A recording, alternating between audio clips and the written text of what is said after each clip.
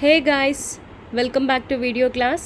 Manam last video lo we started unit 3, that is motivation, morale and culture. So అందులో what is motivation and motivational process ఎలా ఉంటుంది and different motivational theories చూసాం మనం. అందులో మనకి actually 2 types ఉంటాయి, content theories and process theories. So content theories are completely based on like మనకున్న ఆ నీడ్ ఏంటి, మనకున్న ఎంఫసిస్ ఏంటి to have some kind of need, and దానికి మనకున్న మోటివేషన్ ఎలా వస్తుంది, ఓకే, ఏవి ఎంఫసైజ్ చేస్తున్నాయో మోటివేషన్ అనేది చూస్తాము కంటెంట్ థియరీస్లో. అండ్ ప్రాసెస్ థియరీస్ అంటే ఈ నీడ్ అనేది మనకి ఏదైతే స్టార్ట్ అయ్యిందో, అవసరం అనేది, ఆ కోరిక అనేది ఉందో, ఓకే, ఆ డిజైర్ అనేది ఉందో, ఆ వాంట్ అనేది ఉందో, దానికి మనం ఏ విధంగా దాన్ని రీచ్ అవ్వడానికి ట్రై చేస్తున్నాం అనేది process theories. So content theories, process theories చాలా పర్సన్స్ ఈ సబ్జెక్ట్కి కాంట్రిబ్యూట్ చేసిన వాళ్ళు ఆర్గనైజేషనల్ థియరీ అండ్ బిహేవియర్కి వాళ్ళు రీసెర్చ్ చేసి ప్రపోజ్ చేసిన స్టడీస్. సో మనకి కంటెంట్ థియరీస్లో ఈ 3 థియరీస్ చూసేసాము ఆల్రెడీ, అండ్ ప్రాసెస్ థియరీస్ కూడా స్టార్ట్ చేసాము. ఫస్ట్ థియరీ చూసేసాము, Adams equity theory of motivation, in the last video. So ఇవాల్టి వీడియోలో మనం let's see Victor Vroom's expectancy theory.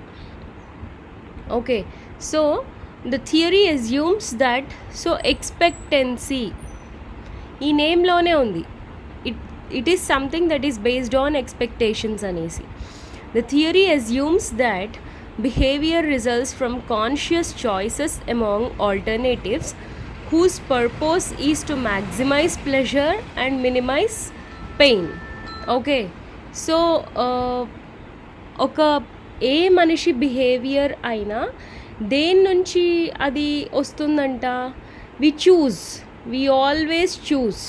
అంటే నేను ఈ పని చేస్తే నాకు వచ్చే రిజల్ట్ ఏంటి, నాకు వచ్చే అవుట్కమ్ ఏంటి అనే క్లారిటీ ఎవ్రీ ఇండివిజువల్ మెయింటైన్ చేస్తారు. సో ఆ దాని బేసిస్లో వాళ్ళు కాంట్రిబ్యూషన్ అనేది ఇస్తారు. ఓకే, సో ఇక్కడ అదే చెప్తున్నారనమాట. బిహేవియర్, ఇక్కడ వాళ్ళ behaviour it is the result of the conscious choices. వాళ్ళు ఎలా బిహేవ్ చేయాలి అని అనుకుంటున్నారు ఒక పర్టిక్యులర్ సిచ్యువేషన్లో in order to do some work, so that దాని నుంచి వచ్చే అవుట్కమ్ నుంచి వాళ్ళకు వచ్చే బెనిఫిట్. అది ఎందుకు అందరూ దాన్ని ప్లాన్ చేసుకుంటారు ఆల్వేస్ అంటే, డెఫినెట్గా ప్లెజర్ మ్యాక్సిమైజ్ చేయడానికి అండ్ పెయిన్ని మినిమైజ్ చేయడానికి, ఒక కంఫర్ట్ జోన్లో ఉండడానికి ఎప్పుడు. ఓకే, సో ఈ థియరీలో మేజర్గా ప్రపోజ్ చేసిన 3 కీ ఎలిమెంట్స్ ఏంటంటే balance, instrumentality and expectancy. So balance అంటే ఏంటి? The term refers to the emotional orientation people hold with respect to the outcomes. Okay, so వాళ్ళు ఇన్పుట్స్ ఇస్తున్నారు. ఓకే, చాలా ఇన్పుట్స్ ఇస్తున్నారు. మనం ఇంతకుముందు థియరీ, ఆడమ్స్ ఈక్విటీ థియరీలో కూడా చూసాం. Once again let us see. ఇక్కడ చూడండి, ప్రతి ఎంప్లాయీ యాక్చువల్లీ మనం ఇది ఎవరికైనా అప్లై చేయొచ్చు, నార్మల్గా జెనరిక్ టర్మ్స్లో చూడొచ్చు, కానీ మనం ఇది ఆర్గనైజేషనల్ థియరీ అండ్ బిహేవియర్ అంటే ఒక company point of view subject చదువుకుంటున్నాం కాబట్టి ఇది ఎంప్లాయీస్గా కన్సిడర్ చేసుకున్నాం మనం. సో ఎంప్లాయీస్ ఇచ్చే ఎఫర్ట్ ఇది, ఇన్పుట్ ఇది ఏంటి, వాళ్ళ టైం పెడతారు, ఎఫర్ట్ పెడతారు, లాయల్గా ఉంటారు, హార్డ్ వర్క్ చేస్తారు, కమిట్ అయ్యి ఉంటారు, అండ్ వాళ్ళ ఎబిలిటీస్, ఓకే, అవన్నీ యూజ్ చేస్తారు, అడాప్టబుల్గా ఉంటారు, ఓకే, ఫ్లెక్సిబుల్గా ఉంటారు, ఇలా చాలా. వీటన్నిటి ద్వారా వాళ్ళకి వస్తున్న అవుట్కమ్ రివార్డ్ ఇది. ఓకే, ఏంటి, జాబ్ సెక్యూరిటీ ఉంటుంది, శాలరీ వస్తుంది, ఎంప్లాయీ బెనిఫిట్స్ వస్తాయి, ఎక్స్పెన్సెస్ వస్తాయి, రికగ్నిషన్ వస్తుంది, రెప్యుటేషన్ వస్తుంది, ఓకే, సెన్స్ ఆఫ్ అచీవ్మెంట్ ఉంటుంది.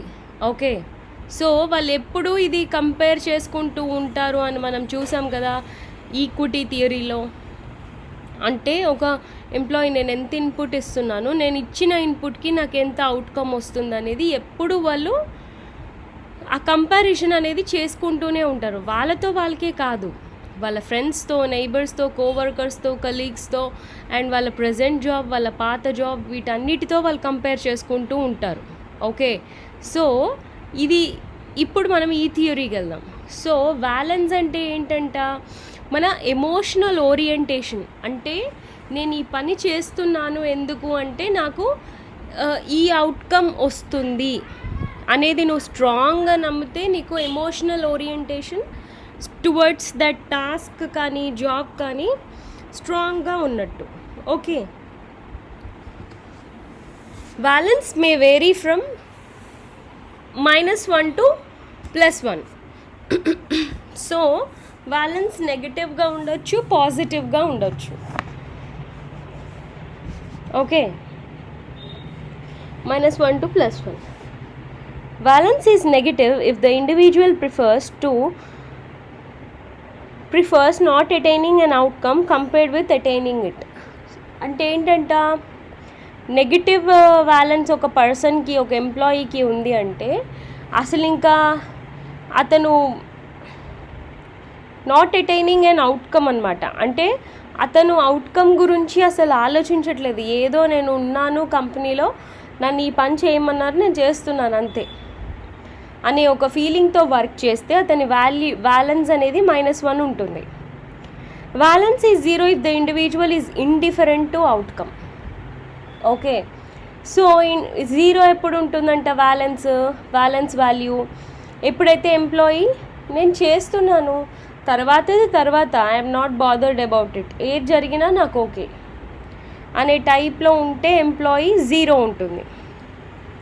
పాజిటివ్గా ఎప్పుడు ఉంటుంది, ఎప్పుడైతే వాళ్ళకి నేను ఈ వర్క్ చేస్తేనే నాకు ఈ అవుట్కమ్ వస్తుంది, నాకు ఈ రివార్డ్ వస్తుంది, ఇంత బోనస్ వస్తుంది, ఇంత ఇన్సెంటివ్ వస్తుంది, ఓకే, ఇంత శాలరీ వస్తుంది, సో నేను ఖచ్చితంగా వర్క్ చేయాలి, అందుకే నేను వర్క్ చేస్తున్నాను అన్న ఒక ఆలోచనతో, పాజిటివ్ మోటివ్తో చేస్తే వాళ్ళ బ్యాలెన్స్ పాజిటివ్ ఉంటుంది. Okay, the balance of the individual must be positive if the motivation were to take place. మనం ఈ సబ్జెక్ట్ అంతా చూస్తుంది ఎందుకు, how to motivate an employee so that he gives out a good organizational behaviour.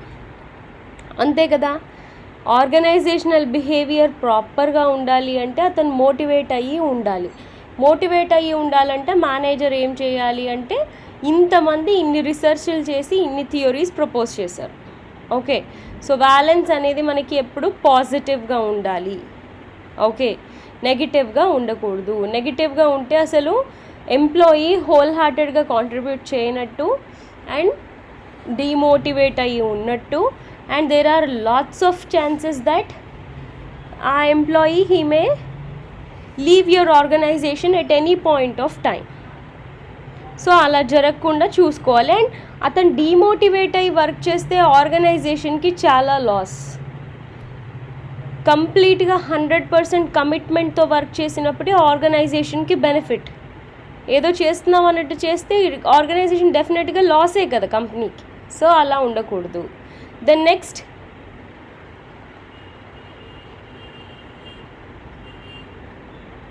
instrumentality. The instrumentality refers to the belief that the first level outcome will lead to the second level outcome. So ఇక్కడేంటి, work చేస్తేనే నాకు result వస్తుందనే నమ్మకం balance అంటే. Instrumentality అంటే ఏంటి, నేను ఎప్పుడైతే ఈ ఫస్ట్ టాస్క్ కంప్లీట్ చేస్తానో అప్పుడే నేను ఇంకొక లెవెల్కి నేను మూవ్ అవుతాను. నాకు ప్రమోషన్స్ అనేవి నేను ఇప్పుడు జాబ్ బాగా చేస్తేనే వస్తాయి. కంపెనీ ప్రమోషన్ ఇచ్చినాక నేను వర్క్ చేస్తాను అంటే కంపెనీ ఒప్పుకోదు. ఓకే, ఆ అండర్స్టాండింగ్ ఎంప్లాయీకి ఉండాలి.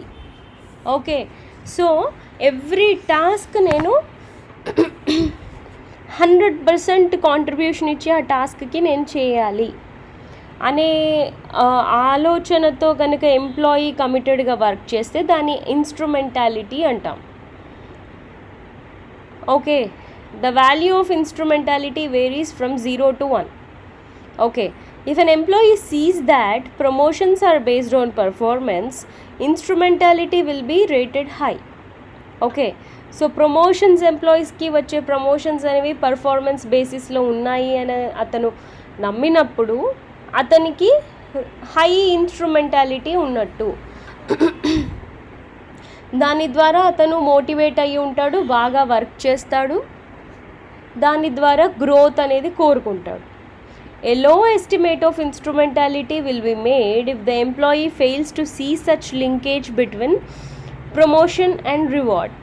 సో ఇప్పుడు ఒక ఫ్రెషర్ జాయిన్ అయ్యాడు అనుకోండి. సో ఇన్స్ట్రుమెంటాలిటీ హైతో ఉన్నాడు fresher. Okay, so and first అతనికి అసైన్ చేసిన ప్రాజెక్ట్ కానీ టాస్క్ కానీ మోర్ దెన్ 100% కాంట్రిబ్యూషన్ ఇచ్చి చాలా బాగా చేశాడు. చేసినా కూడా మేనేజర్ పెద్ద కన్సిడర్ చేయలేదు. బికాస్ ఆ అబ్బాయి ఫ్రెషర్, అతను ఏం చేసి ఉంటాడు, సీనియర్ సపోర్ట్ లేకుండా అనే ఒక కన్సిడరేషన్లో అతన్ని అసలు రికగ్నైజ్ చేయలేదు అనుకోండి. Will he put that much effort the second time? Definitely decreased ఎఫర్టే ఉంటుంది. ఎందుకు? అక్కడ మేనేజర్ అనే పర్సన్ నోటీస్ చేయలేదు. ఓకే, ఎటువంటి రివార్డ్ కూడా అతనికి రాలేదు అతని హార్డ్ వర్క్కి.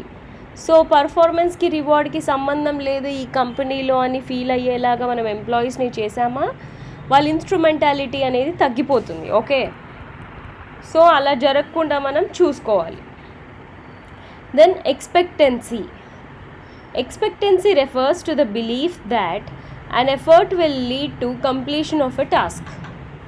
ఓకే, సో ఎప్పుడైతే మనం ఎఫర్ట్ పెడతామో నాకు ఇచ్చిన టాస్క్ కంప్లీట్ అయిపోతుంది అనే నమ్మకం అనమాట ఎక్స్పెక్టెన్సీ అంటే. The value of expectancy varies between 0 and 1. If an employee sees no chance that effort will lead to the desired performance, the expectancy is 0. Okay, నేను ఎంత కాంట్రిబ్యూట్ చేసినా ఈ ప్రాజెక్ట్ ఇప్పట్లో ఫినిష్ కాదు, ఈ ప్రాజెక్ట్కి ప్రామిస్ చేసిన రివార్డ్స్ మాకు రావు అనే ఒక నోషన్లో ఉన్నాడు అనుకోండి ఈ employee, he will never contribute. అప్పుడు అతని expectancy will become 0. Okay, so ఎప్పుడైతే మనకి మేనేజ్మెంట్ ప్రామిసెస్ చేస్తారో ఆ ప్రామిసెస్ నిలబెట్టుకున్నప్పుడే మేనేజ్మెంట్ పైన నమ్మకం అనేది ఉంటుంది ఎంప్లాయీస్కి. దాని ద్వారానే ఎక్స్పెక్టెన్సీ అనేది డెవలప్ అవుతుంది.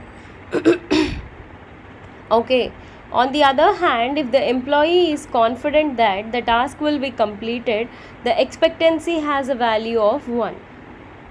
ఓకే, సో ఇది పక్కా ఇంప్లిమెంట్ అయ్యే ప్రాజెక్ట్ అండ్ డెఫినెట్గా ప్రామిస్ చేసినట్టుగా మా హ్యాండ్స్లోకి వస్తుంది అనే నమ్మకం కనుక ఎంప్లాయీకి ఉంటే వాళ్ళ వాల్యూ ఎక్స్పెక్టెన్సీది 1 ఉంటుంది.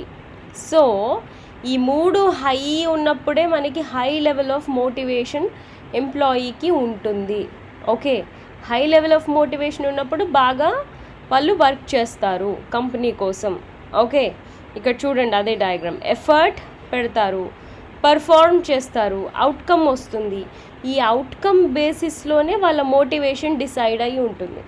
ఎందుకంటే ఈ ఎఫర్ట్ పెట్టే ముందే ప్రతి ఎంప్లాయీ నాకు రాబోయే అవుట్కమ్ ఇది, అందుకే నేను ఎఫర్ట్ పెడుతున్నాననే నమ్మకంతోనే పెడతారు.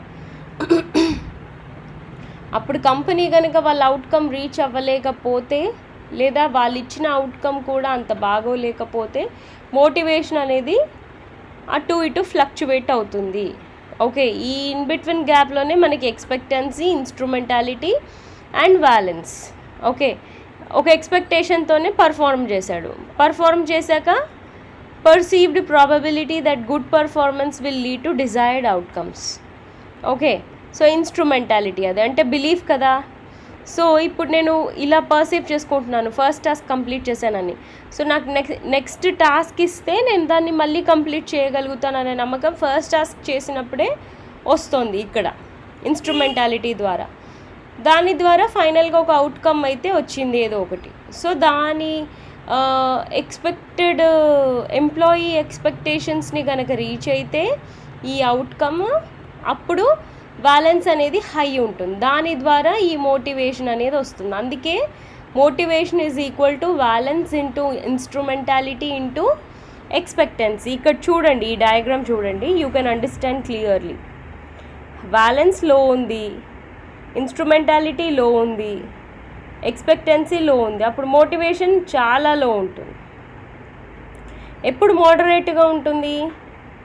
వ్యాలెన్స్ లో ఉండి ఇన్స్ట్రుమెంటాలిటీ ఎక్స్పెక్టెన్సీ హై ఉన్నా, లేదా ఇది హై, ఇన్స్ట్రుమెంటాలిటీ లో ఉండి ఎక్స్పెక్టెన్సీ హై ఉన్నా కూడా మోడరేట్గా మనకి మోటివేషన్ ఉంటుంది. 3 హై ఉన్నా కూడా ఉంటుంది.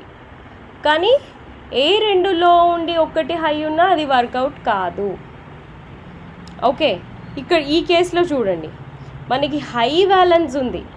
ఓకే, అంటే వాళ్ళు చాలా ఎక్కువగా పర్సీవ్ చేసుకుంటున్నారు, అంటే రాబోయే అవుట్కమ్ ఇది, రాబోయే రిజల్ట్ నాకు ఇది అని.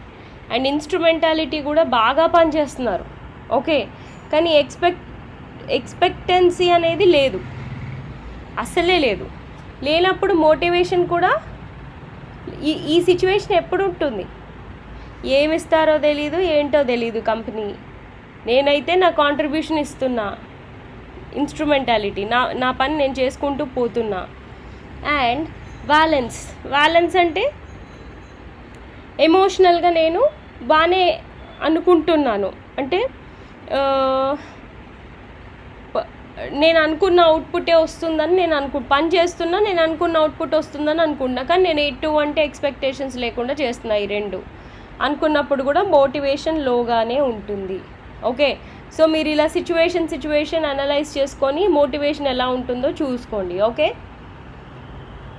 సో ఈ డయాగ్రామ్ అర్థమైతే మీకు ఈ కాన్సెప్ట్ అర్థమైనట్టే. ఓకే,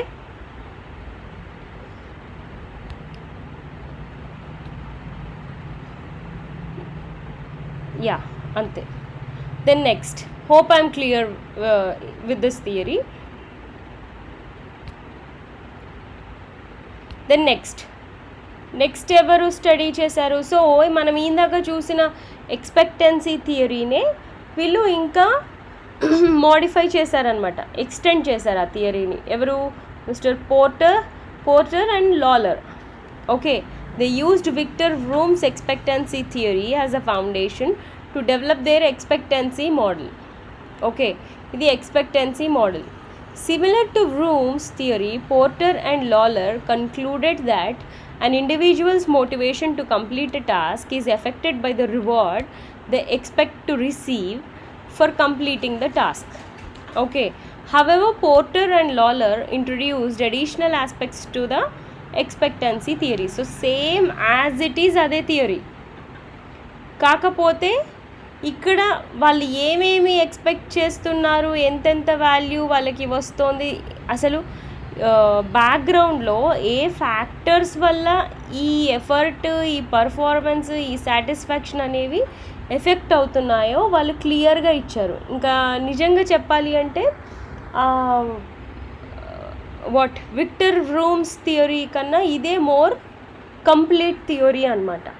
ఓకే, ఇక్కడ ఎక్స్ట్రా ఏమేమి వాళ్ళు స్ట్రెస్ చేశారంటే intrinsic and extrinsic rewards. So రివార్డ్స్ని డివైడ్ చేశారు. మనం ఇంతకుముందు థియరీలో జస్ట్ రివార్డ్స్ అని మాట్లాడుకున్నాం అంతే, బట్ ఇన్ డీటెయిల్డ్గా అసలు రివార్డ్స్ అంటే ఏంటి, వాట్ ఆర్ దే అనేది మనం డిస్కస్ చేసుకోలేదు. అది వాళ్ళు ఇక్కడ క్లారిటీ ఇచ్చారు. Okay, and then next, task requirements and ability. ఒక పని చేయాలంటే దాని రిక్వైర్మెంట్స్, ఎబిలిటీని కన్సిడర్ చేస్తున్నారా, చేయట్లేదా, దాని గురించి ముందు థియరీలో విక్టర్ వ్రూమ్ మాట్లాడలేదు. సో వీళ్ళు అది డిస్కస్ చేశారు.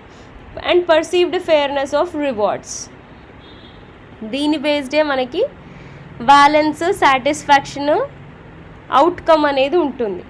ఓకే, ఇది ఇన్ డీటెయిల్డ్గా వీళ్ళు మాట్లాడారు అనమాట. ఓకే, సో ఇక్కడ చూడండి, మీరే అబ్జర్వ్ చేయండి, ఎఫర్ట్ పెడుతున్నాడు ఎంప్లాయీ. ఫస్ట్ బేసిక్ ఇక్కడ నుంచి స్టార్ట్ చేద్దాం, మళ్ళీ ఇవేంటి అనేది మళ్ళీ రిటర్న్ వద్దాం.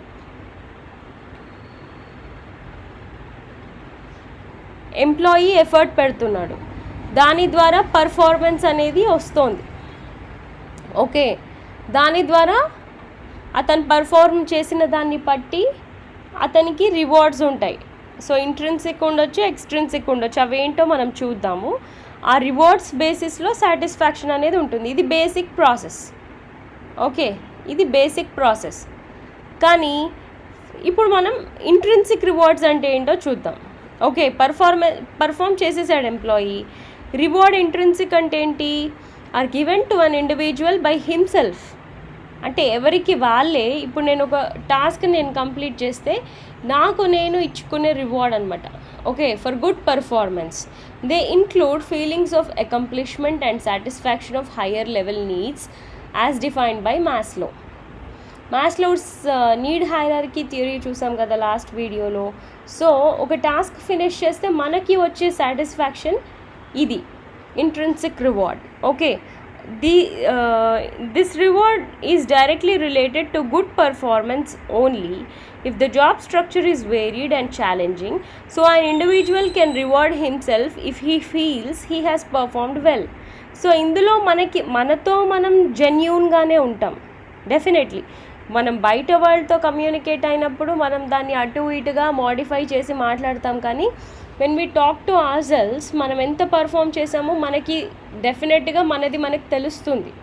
సో నువ్వు బాగా పర్ఫామ్ చేస్తే నీ ఇంట్రిన్సిక్ రివార్డ్ అనేది నువ్వు హై ఇచ్చుకుంటావు నీకు నువ్వే.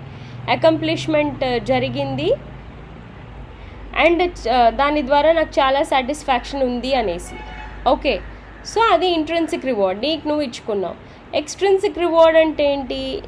Are given by the organization and satisfy mainly lower level needs. Okay, so extrinsic rewards అనేది ఆర్గనైజేషన్ ఇస్తుంది and most of the times అది లోవర్ లెవెల్ నీడ్స్నే సాటిస్ఫై చేస్తుంది.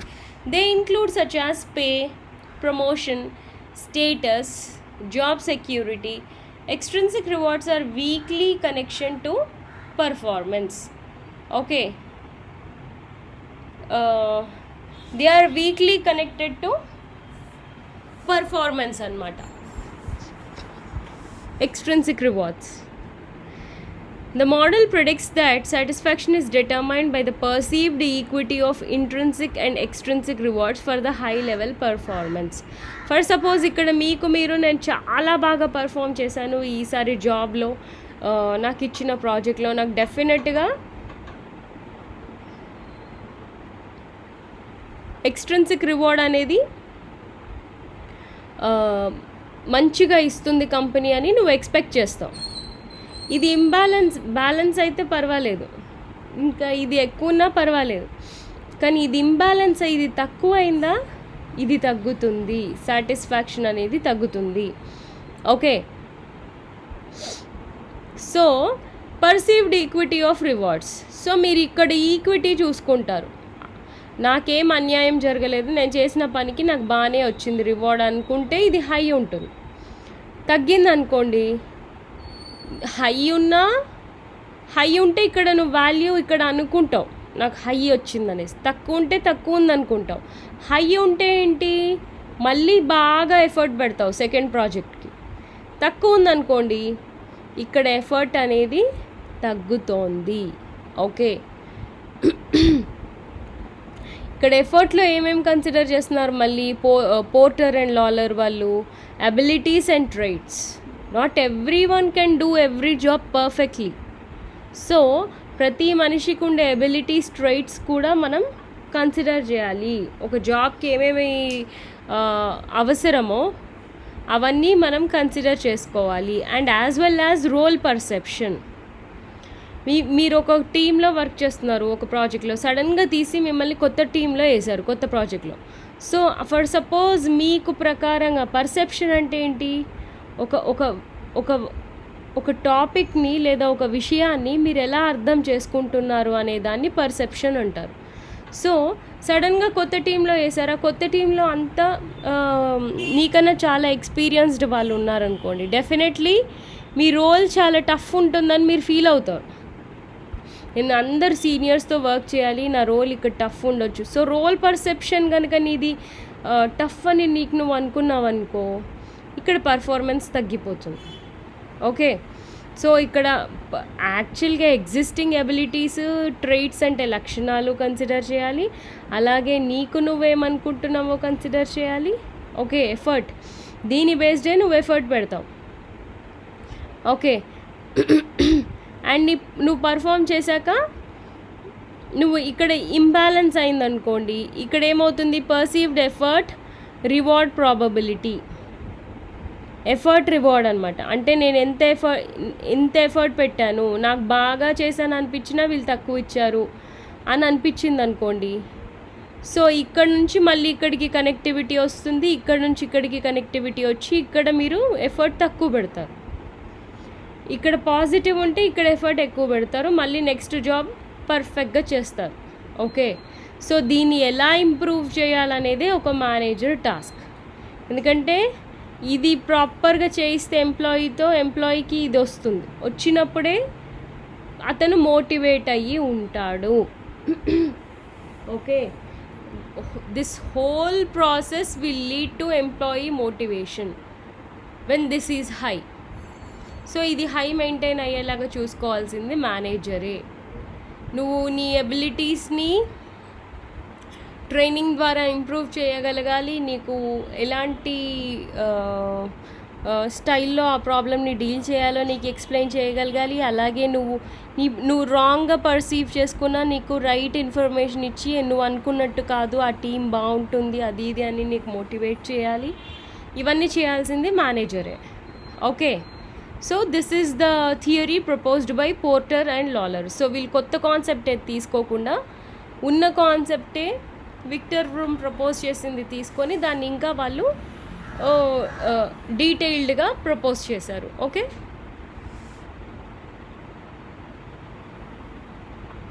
So this is all about Porter Lawler model. Then next, so ఇక్కడితో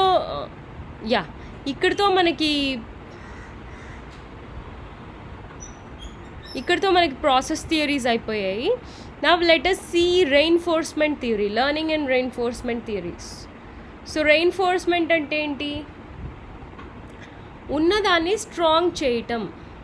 okay, reinforcing అంటే strengthening. Okay, strengthening. This theory is based on the concepts of operant conditioning developed by B.F. Skinner. It argues that the behavior of people is largely determined by its consequences.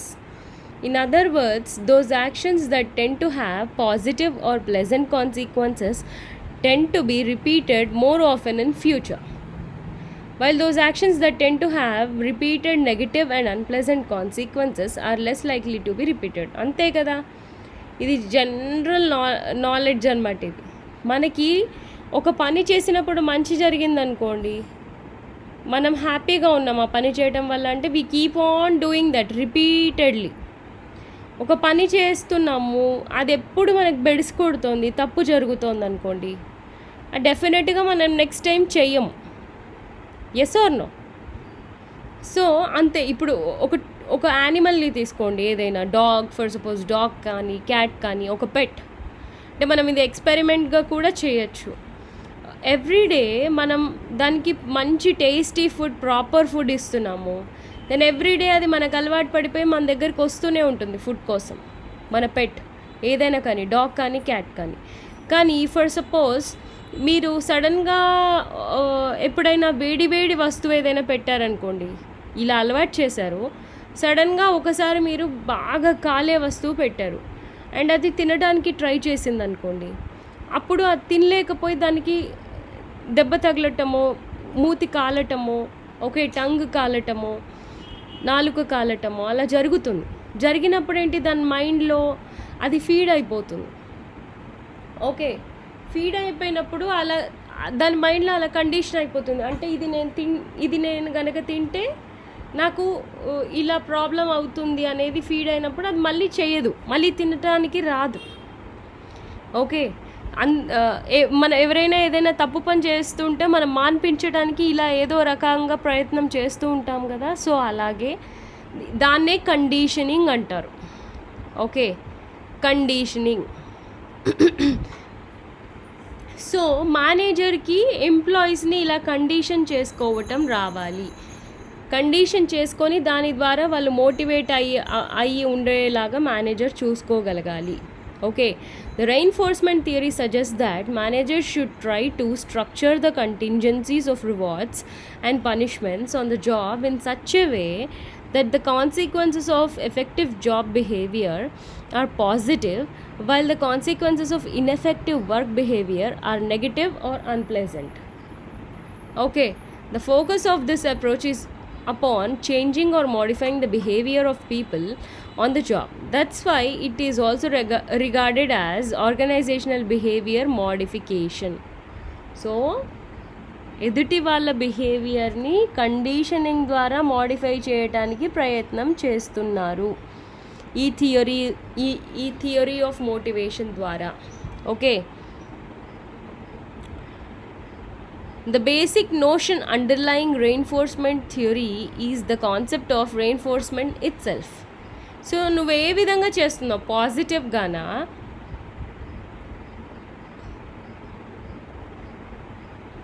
పాజిటివ్గానా నెగిటివ్గానా, punishment ఇచ్చా లేదా ఎక్స్టెన్షన్తోనా? Okay, an event is said to be reinforced if the event following some behaviors make the behavior more likely to occur again and again in the future. In organizational settings, 4 basic kinds of reinforcement can result from the behavior, which is discussed briefly. ఏంటవి? Positive reinforcement. Manager praises the employee. For suppose ఈసారి project బాగా అదరగొట్టేశారనుకోండి employees, you keep on praising them manager, so that వాళ్ళు ఇంకా ఫ్యూచర్లో ఇంకా బాగా contribute చేస్తారు. ప్రైజ్ ఒకటే కాదు, వాళ్ళకి బోనస్లు ఇవ్వటం, ఇన్సెంటివ్స్ ఇవ్వటం, రికగ్నిషన్ ఇవ్వటం, రెప్యుటేషన్ తీసుకురావటం కంపెనీలో. ఓకే, సో దాని ద్వారా ఏమవుతుంది, మేనేజర్ పాజిటివ్ బిహేవియర్ ఇచ్చాడు వాళ్ళ పాజిటివ్ పర్ఫార్మెన్స్కి, సో పాజిటివ్ కాన్సిక్వెన్సెస్ అనేవి డెవలప్ అవుతాయి. అంటే వాళ్ళు మంచి పని చేయటం, మీరు వాళ్ళకి రిటర్న్స్ రివార్డ్స్ ఇవ్వటం, మళ్ళీ రిపీట్ చేయటం, మళ్ళీ ఇవ్వటం. సో ఇదంతా పాజిటివ్ సైకిల్ నడుస్తూ ఉంటుంది అన్నమాట ఇక్కడ. కానీ అందరూ ఇలాగే ఉండరు కదా, మనుషులు రకరకాలుగా ఉంటారు. సో కొందరికి ఏంటి, క్రిటిసిజం అనేది నచ్చదు. ఓకే, ఇంతసేపు తిడుతున్న, ఫర్ సపోజ్ ఒక అల్లరి చేసే కొడుకు ఉన్నాడు అనుకోండి ఒక పేరెంట్స్కి, అతనికి ట్రైనింగ్ ఇచ్చి మోటివేట్ చేసి అలసిపోయారు పేరెంట్స్. సో వాళ్ళు అప్పుడు నెగిటివ్ రెయిన్ఫోర్స్మెంట్ స్టార్ట్ చేస్తారు. అంటే తిట్టి చెప్పేదానికైనా కూర్చోపెట్టి మంచిగా నువ్వు ఇలా చెయ్యి, అలా చెయ్యి, అలా ఉండు అని చెప్తే మారుతారు కొందరికి క్రిటిసిజం నచ్చదు, మంచిగా చెప్తేనే వింటారు. సో అలాంటి వాళ్ళకి నెగిటివ్ రెయిన్ఫోర్స్మెంట్ అంటే ఏదైతే ఇక్కడ చూడండి, మేనేజర్ స్టాప్ స్నాగింగ్ ది ఎంప్లాయీస్. అంటే నువ్వు ఈ వర్క్ చేయవు, ఆ వర్క్ చేయవు, ఎందుకు లేట్గా వచ్చావు ఆఫీస్కి, ఎందుకు ఊరికే లీవ్స్ పెడుతున్నావు, ఇలాంటివి అన్నీ ప్రతి చోట నువ్వు వర్క్ చేయట్లేదనే ఫ్రస్ట్రేషన్ మేనేజర్ చూపెట్టకుండా నిన్ను మంచిగా ట్రీట్ చేయడం స్టార్ట్ చేస్తాడు. ఒక తక్కువ పర్ఫార్మింగ్ ఎంప్లాయీతోని మంచిగా బిహేవ్ చేసి అతనితో వర్క్ చేయడానికి ప్రయత్నం చేస్తే దాన్ని నెగిటివ్ రెయిన్ఫోర్స్మెంట్ అంటారు. Positive behaviour followed by the removal of negative consequences. Manager పాజిటివ్గా బిహేవ్ చేస్తున్నాడు నెగిటివ్ కాన్సిక్వెన్సెస్లో కూడా. ఇది ఈజీ, ఇది కాస్త టఫ్. నీకు హెల్ప్ చేసిన వాళ్ళని పొగుడు ఈజీయే, హెల్ప్ చేయని వాళ్ళని పొగిడి వాళ్ళతోని పని చేయించుకోవటం అనేది చాలా కష్టమైన పని. ఓకే, స్టిల్ దో నెగిటివ్ రెయిన్ఫోర్స్మెంట్ కూడా అప్పుడప్పుడు వాడాల్సి వస్తుంది, ఎందుకంటే ప్రతి మనిషి ఒకలాగా ఉండరు. ఇంకా వేరే టైప్ కూడా ఉంటారు, పనిష్మెంట్కే వర్క్ చేసేవాళ్ళు. ఓకే, సో వాళ్ళకి ఎప్పుడు డిమోషన్స్ ఇచ్చినప్పుడే వాళ్ళకి ఆ బల్బ్ అనేది వెలుగుతుంది వాళ్ళ మైండ్లో. ఓకే, నేను I'm doing wrong, now I must change అనే ఫీలింగ్ వాళ్ళకి అప్పుడు వస్తుంది విత్ పనిష్మెంట్. సో అలాంటి వాళ్ళకి రెయిన్ఫోర్సింగ్, పనిష్మెంట్, స్ట్రెంథనింగ్ పనిష్మెంట్తోనే జరుగుతుంది, పనిష్మెంట్తోనే మోటివేషన్ వస్తుంది. అలాంటి వాళ్ళకి మేనేజర్ అలా బిహేవ్ చేస్తాడు, పనిష్మెంట్స్ ఇస్తూనే ఉంటాడు. ఎక్స్టింక్షన్ అంటే ఇంకా కంప్లీట్గా ఇగ్నోరింగ్ అనమాట. ఇక వాళ్ళు ఈ స్టేజ్ కూడా దాటిపోయారు, ఈ స్టేజ్లో కూడా మారట్లేదు అనుకోండి, నువ్వు ఏం కాంట్రిబ్యూట్ చేసినా, నువ్వు ఏ ప్రాజెక్ట్లో వర్క్ చేసినా, అసలు నువ్వు కంపెనీలో ఉన్నావా లేవా అన్నట్టుగా మేనేజర్ నిన్ను ట్రీట్ చేస్తూ ఉంటాడు. ఓకే, ఆ విధంగా మేనేజర్ ఏంటి, నిన్ను కంప్లీట్గా ఇగ్నోర్ చేసేస్తున్నాడు. ఇగ్నోర్ చేసినప్పుడు నీకు రివార్డ్ రాదు, as well as bad name కూడా రాదు. బ్యాడ్ నేమ్ రాదనేసి ఊరుకోలేవు కదా, నీకు కావాల్సింది రివార్డ్. సో రివార్డ్ కూడా రానప్పుడు హర్టింగ్గానే ఉంటుంది. సో ఆ విధంగా అప్పుడు మారుతారు. సో ఇన్ని విధాలుగా రెయిన్ఫోర్స్మెంట్ థియరీ అనేది మనకు వర్క్ అవుతుంది. ఇన్ని విధాలుగా ఎంప్లాయీ సైకాలజీని మనం కండిషనింగ్ చేసుకొని వాళ్ళ బిహేవియర్ని మార్చుకొని కంపెనీ కోసం వర్క్ చేసేలాగా చేస్తాము. ఓకే, ఇగ్నోర్ చేసినప్పుడు కూడా చాలామంది మారుతారు. ఇక్కడ ఏమవుతుంది, use to weaken undesired behaviours. So ఎప్పుడు ఎదుటి పర్సన్కి ఒక కైండ్ ఆఫ్, ఇప్పుడు ఒకరు తప్పు చేస్తున్నారు, వాళ్ళకి తప్పు చేస్తున్నామని డెఫినెట్గా వాళ్ళకి తెలిసి చేసే వాళ్ళ గురించి మనం ఇక్కడ మాట్లాడుతాం. తెలిసి చేస్తున్నారు, చేసినప్పుడు మీరు దాన్ని నోటీస్ చేస్తే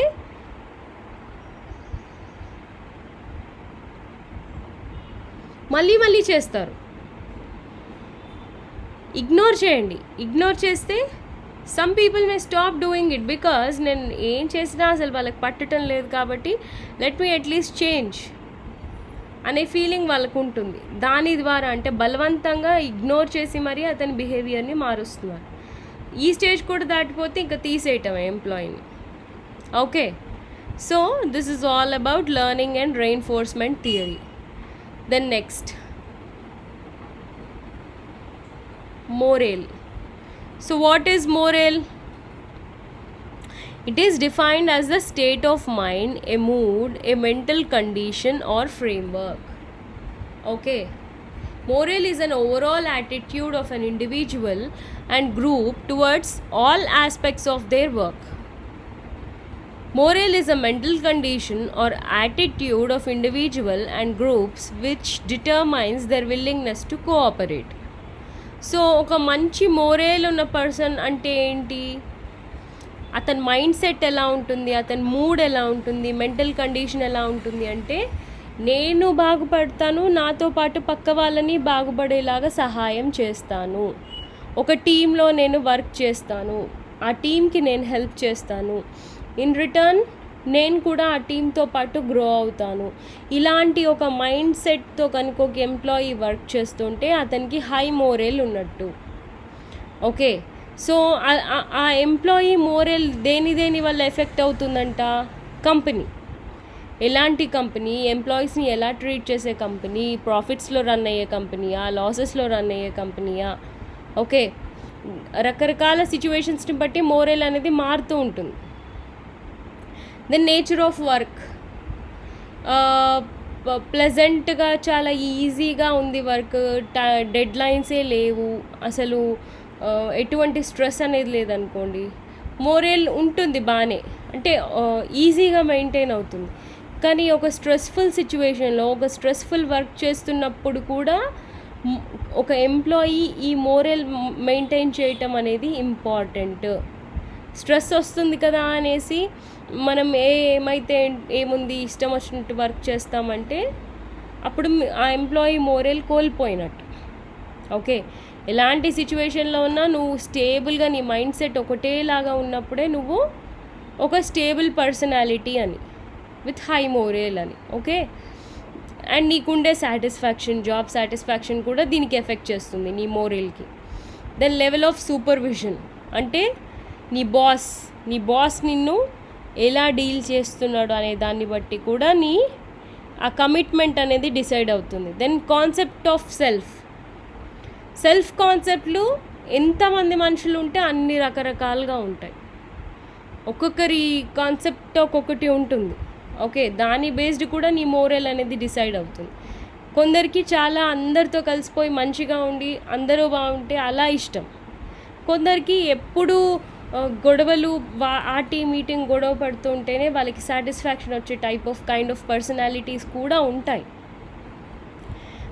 ఉండవు అని నేను చెప్పట్లేను, ఉంటారు జనరల్గా అలాంటి టైప్ ఆఫ్ పర్సనాలిటీస్ కూడా ఉంటారు. So what is your self concept, what kind of person you are, దాని బేస్డ్ కూడా నువ్వు ఎంత కమిట్మెంట్ కంపెనీకి ఇవ్వగలుగుతున్నావు, ఎంత కోఆపరేషన్ ఇవ్వగలుగుతున్నావు నీ ఇష్టానుసారంగా అనేది డిసైడ్ అవుతుంది. Then workers perception of reward system.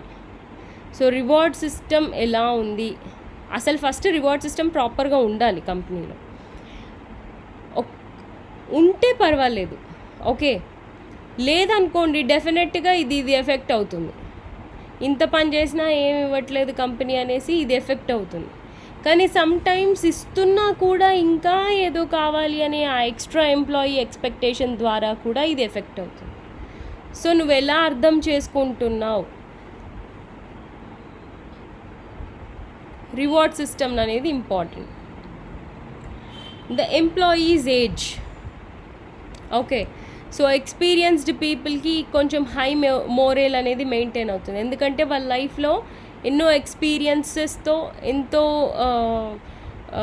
ఎన్నో సిచ్యువేషన్స్ చూసిన వాళ్ళుగా వాళ్ళ సిచ్యువేషన్ అర్థం చేసుకొని హై మోరల్ మెయింటైన్ చేయొచ్చు. అండ్ యంగ్స్టర్స్కి ఇది అంత స్టేబుల్గా ఉండకపోవచ్చు, బికాస్ ఎక్స్పీరియన్స్తో చాలా అర్థమవుతాయి. ఒక ఫ్రెషర్కి ఒక ఆర్గనైజేషన్లో జరిగే కంప్లీట్ ప్రాసెస్ అర్థం చేసుకోవడానికి ఒక 2 years పట్టచ్చు, ఓకే. సో అందులో ఇది ఫ్లక్చువేట్ అవుతుంది వాళ్ళ మోరల్ అనేది. సమ్ టైమ్స్ డౌన్ ఉండొచ్చు, సమ్ టైమ్స్ హై ఉండొచ్చు, ఓకే. సో ఏజ్ కూడా ఎఫెక్ట్ చేస్తుంది. అండ్ ఆక్యుపేషనల్ లెవెల్, అంటే ఏ క్యాడర్లో పనిచేస్తున్నారు కంపెనీకి అనే దాన్ని బట్టి కూడా మోరల్ అనేది డిసైడ్ అవుతుంది, ఓకే. మేనేజ్మెంట్కి ఎక్కువ ఉంటుంది, ఎందుకంటే they are the people who are there behind working of the company, okay. యాక్చువల్గా కంపెనీ వర్క్ చేయాలి, మనకి top level managers only decide చేస్తారు, బట్ ఇంప్లిమెంట్ చేయించేదంతా middle level and first line మేనేజర్సే. కాబట్టి వాళ్ళకి మోరల్ అనేది హై మెయింటైన్ అవుతుంది. హై ఉన్నప్పుడే వాళ్ళు కమిటెడ్గా వర్క్ చేయగలుగుతారు కంపెనీకి, అది లేనప్పుడు వర్క్ చేయలేరు. అండ్ ఆ మేనేజర్సే ఎంప్లాయీస్ వాళ్ళతో అసలు ఎవరైతే పని చేస్తారో వాళ్ళతో పని చేయించటానికి, వాళ్ళు పని చేయటానికి వాళ్ళకి మోరల్ మెయింటైన్ అయ్యేలాగా కూడా చూసుకోవాలి managers, okay. So this is all about moral. And the last topic of this unit, organizational culture. So what is culture? Organizational culture, the set of shared values and norms that controls organizational members' interactions with each other and with people outside the organization. Okay, so ఏదైనా కంపెనీకి సరే, ఎటువంటి కంపెనీకైనా కొన్ని values, కొన్ని rules, regulations అనేవి ఉంటాయి, కొన్ని controls కూడా ఉంటాయి. దాన్ని పాటించే ప్రతి మెంబర్ ఆఫ్ ద కంపెనీ నడుచుకుంటారు, ఓకే. అది ఇంటర్నల్గా అయినా సరే, ఎక్స్టర్నల్గా అయినా సరే, దాన్ని ఆర్గనైజేషనల్ కల్చర్ అంటారు, okay. It can be a source of competitive advantage. Definitely మన కంపెనీని మనం ఎలా చూసుకుంటున్నాం అనే దాన్ని బట్టే, మన ఎంప్లాయీస్ నడుచుకున్న దాన్ని బట్టే మనకు రిజల్ట్ అనేది వస్తుంది. కాబట్టి it is a source of competitive advantage, can be used to increase organizational effectiveness. Definitely good culture maintain అయితే ఎంప్లాయీస్ హ్యాపీగా ఉంటారు. హ్యాపీగా ఉంటే డెఫినెట్గా వాళ్ళ కాంట్రిబ్యూషన్ పెరుగుతుంది. కాంట్రిబ్యూషన్ పెరిగినప్పుడు ఎఫెక్టివ్నెస్ కూడా పెరుగుతుంది, ఓకే. ఆర్గనైజేషనల్ కల్చర్కి ఎగ్జాంపుల్స్ చెప్పాలి అంటే,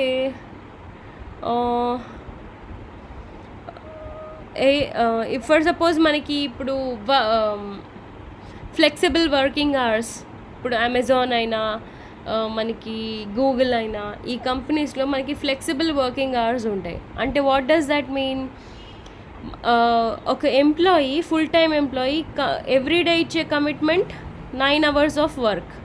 సో ఇప్పుడు మనకి టీసీఎస్ లాంటి కంపెనీస్ అనుకోండి, వాళ్ళకి ఫిక్స్డ్ టైం స్కెడ్యూల్ అనేది ఉంటుంది.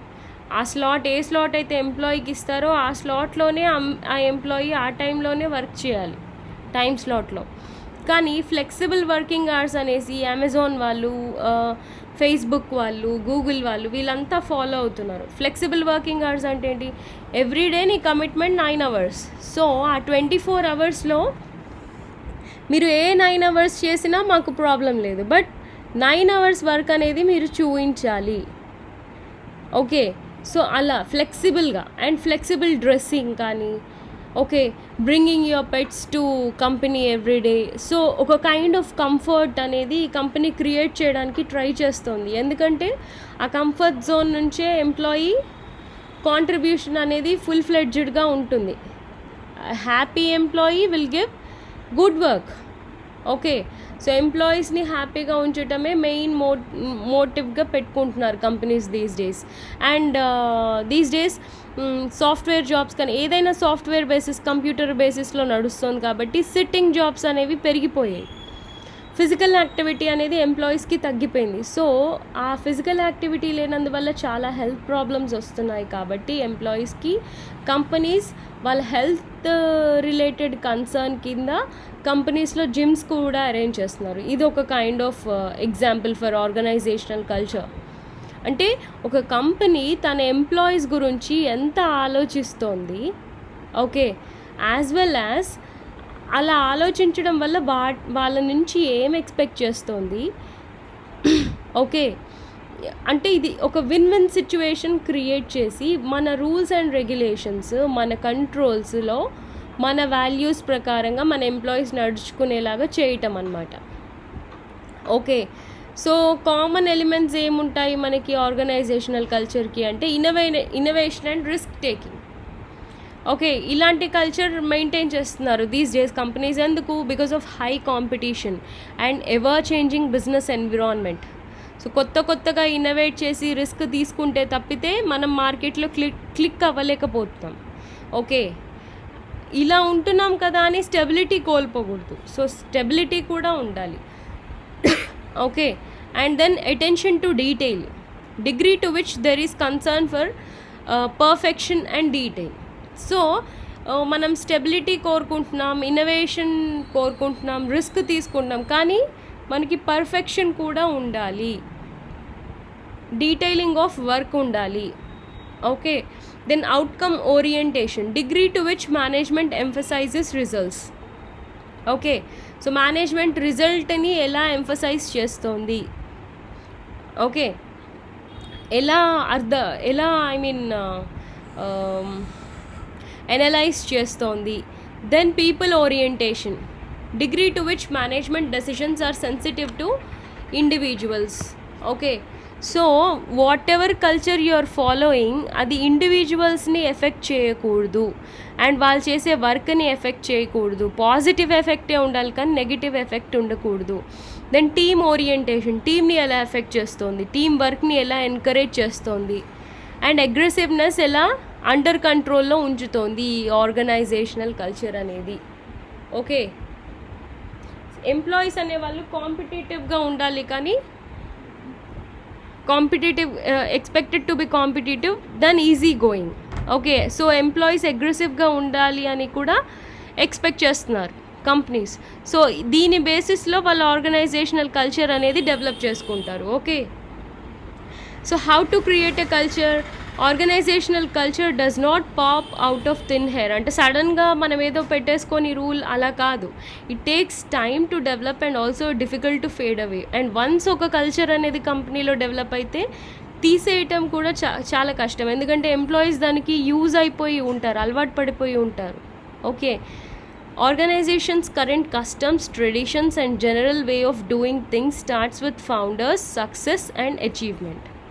సో ఎవరైతే మేనేజ్మెంట్ ఫౌండర్స్ ఉంటారో వాళ్ళు ఫాలో అవుతారు, వాళ్ళు ఫాలో అయినప్పుడే ఎంప్లాయీస్ ఫాలో అవుతారు. కల్చర్ పెట్టి ఎంప్లాయీస్ని ఇంప్లిమెంట్ చేయించి వాళ్ళు ఫాలో అవ్వకపోతే కూడా ఎంప్లాయీస్ ఫాలో అవ్వరు. Okay, this is how we create culture in a company. Then it occurs in 3 ways: hiring and keeping employees who think and feel the way founders do. Okay, ఎవరైతే కమిటెడ్గా ఉంటారో, company అంటే respect ఉంటుందో అలాంటి ఎంప్లాయీస్ని తీసుకుంటాము. And socialise employees to the founders way of thinking and feeling. So top level management ఏం ఆలోచిస్తుందో ఒక bottom line employee mind సెట్లో కూడా అదే కైండ్ ఆఫ్ ఫీలింగ్, అదే కైండ్ ఆఫ్ కమిట్మెంట్ ఉండాలి towards company. And founders own behaviour acts as a role model. Okay, so ఫౌండరే ఒక role model లాగా దాన్ని ఇంప్లిమెంట్ చేయించాలి. Okay, this is how we create culture. And then next typologies ఏమున్నాయి? Power culture అంటే for leadership and entrepreneurship. Power culture maintain చేస్తారు అంటే high competition create చేస్తారు. దెన్ రోల్ కల్చర్ అంటే క్లియర్లీ డిఫైన్డ్ రూల్స్ అనేవి మెయింటైన్ అవుతాయి. And balanced leadership కూడా ఉంటుంది. ఇవన్నీ జరుగుతాయి, కానీ ఎవ్రీథింగ్ బ్యాలెన్స్డ్గానే నడుస్తూ ఉంటుంది కంపెనీలో. And achievement culture, okay. So motivation, commitment, action దీనిపైన కాన్సన్ట్రేట్ చేస్తారు కంపెనీస్, ఓకే. ఇప్పుడు మీరు ఆర్గనైజేషనల్ థియరీ అండ్ బిహేవియర్ చదువుకుంటున్నారంటేనే యూ కెన్ అండర్స్టాండ్ ఒక్కొక్క కంపెనీ, ఓకే, ఎంత ఎఫర్ట్ పెడుతున్నారు ఒక ఎంప్లాయీ గురించి ఆలోచించటానికి అనేది మీకు తెలుస్తుంది. Yes or no? What is the need of understanding an employee psychology? Yes or no? So అలా. దెన్ సపోర్ట్ కల్చర్, సపోర్ట్ ఇవ్వటం. Person culture, okay. Individual as the central point, అంటే ఒక్కొక్కరిని ఇలా ట్రీట్ చేసి మనం కల్చర్ అనేది మెయింటైన్ చేసుకుంటున్నాము. ప్రతి కంపెనీలో ఇవన్నీ మెయింటైన్ చేయొచ్చు at the same time, okay. Then sustaining culture, so కల్చర్ని కాపాడుకోవాలి కూడా, okay. It is kept alive by selection. The main theme behind selection is to identify and hire a person of knowledge, skill, abilities who could perform job one after matching the need of the organization with that of an individual, well without creating any problem. So ఎటువంటి problem create చేయకుండా కంపెనీకి తగ్గట్టుగా కంపెనీని అర్థం చేసుకొని పనిచేసే ఎంప్లాయీని select చేసుకోవాలి. And top managers behaviour reflect on organisation's culture definitely. Well behaved dress, వాళ్ళ బిహేవియర్, వాళ్ళ డ్రెస్సింగ్, రైట్ జడ్జ్మెంట్, వాళ్ళు ఇచ్చే judgement on performance by the managers filter down to the organisations as to whether risk taking is desirable, so as others do, okay. మీరేగా role models, managers. So మిమ్మల్ని చూసి employees follow అవుతారు కాబట్టి మీరు role మోడల్గా ఉండాలి. And socialization, it is a process which helps the employees to adapt to the culture of the organization. It is a process of adaptation. New employees are to be fully indoctrinated in the culture of organization through socialization, okay. So seniors evaraithe untaro, they are in a position to train juniors in the company about company's or culture, okay. That organization's culture. So seniors e juniors ki training iche level lo అంత good culture company maintain చేయాలి. మా కంపెనీలో ఇలా చేయకూడదు, ఇలాగే చేయాలి, ఇది మన రూల్, ఇది మన నామ్ అని చెప్పగలిగితే సీనియర్స్ జూనియర్స్ ఫాలో అవుతారు, ఓకే. సోషలైజేషన్ ద్వారా సీనియర్స్ జూనియర్స్ అనే కాదు, పియర్స్ కూడా, అంటే మీ కలీగ్స్ కూడా, మీతో పనిచేసే వాళ్ళు, మీ ఎవరికైనా ఏదైనా తెలియకపోతే చెప్పడం, ఓకే, అలా. Then cultural transformation, sometimes ఒక kind of culture company maintain చేస్తూ అది వర్కౌట్ అవ్వదు అనమాట sometimes, okay. It is not easy, ఎందుకంటే వాళ్ళు అలాగే పని చేయడానికి అలవాటు అయిపోయి ఉంటారు ఎంప్లాయీస్. సో దాన్ని కానీ అది కంపెనీకి వర్కౌట్ అవ్వట్లేదు అనుకోండి, మార్చాలనుకుంటున్నారు. It is not easy but possible, ఎందుకంటే మారాల్సిందే, ఎందుకంటే కంపెనీకి ప్రాఫిట్ రావాల్సిందే, కంపెనీ సస్టైన్ అవ్వాల్సిందే, కాబట్టి మారాలి ఒకవేళ వర్కౌట్ అవ్వకపోతే. సో ఇప్పుడు అది ఎలా చేస్తాము? ప్రజెంట్ మనం ఫాలో అవుతున్న కల్చర్ ఏంటి, ఇది కాకుండా ఇంకేం పని మనం చేయొచ్చు, ఇంకెలా మనం డీల్ చేయొచ్చు ఈ ఇష్యూని, గ్యాప్ ఏముంది, దాన్ని ఎలా ఫిల్ చేయాలి, ఆ ఫిల్ చేసేదాన్ని దాని ద్వారానే మనకి కల్చరల్ చేంజ్ అనేది మనం ఇంట్రొడ్యూస్ చేయొచ్చు, దానికి కల్చరల్ సపోర్ట్ అండ్ దాన్ని రెయిన్ఫోర్స్ చేయొచ్చు, ఓకే. సో ఈ విధంగా మనం కల్చరల్ ట్రాన్స్ఫర్మేషన్ కంపెనీలో చేయొచ్చు. And it is not at all easy but possible, okay. ఎందుకు why it is not easy? Because employees are habituated to do things that way. So దాన్ని మార్చడం కష్టం. Still though companies need to try, because వాళ్ళకి ఆ culture work out అవ్వకపోతే. ఇప్పుడు మనకి 4-day week అనేది ఎక్స్పెరిమెంట్ చేస్తున్నారు, 5-day వీక్ వర్కింగ్ కల్చర్ నడుస్తుంది, అండ్ 2 days హాలిడేస్. ఇప్పుడు 4-day వీక్ అంటే 3 days హాలిడేస్, 4-day వర్కింగ్ అంటే 9 hours వర్క్ కమిట్మెంట్ సరిపోదు. It may get increased to 12 hours of work. So 12 hours కంటిన్యూస్గా ఒక అందరూ ఎంప్లాయీస్ వర్క్ చేయలేకపోవచ్చు. Only few people who are very strong can work. So ఆ 12 hours work out అవ్వకపోతే ఎలా? దాన్ని మళ్ళీ మార్చాలి, ఆ కల్చర్ని అడాప్ట్ చేసుకుంది ఒక కంపెనీ.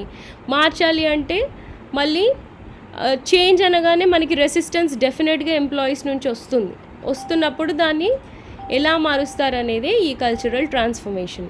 ఓకే, సో దీంతో మీ థర్డ్ యూనిట్ ఫినిష్ అయిపోయింది. Okay, so yeah, thank you.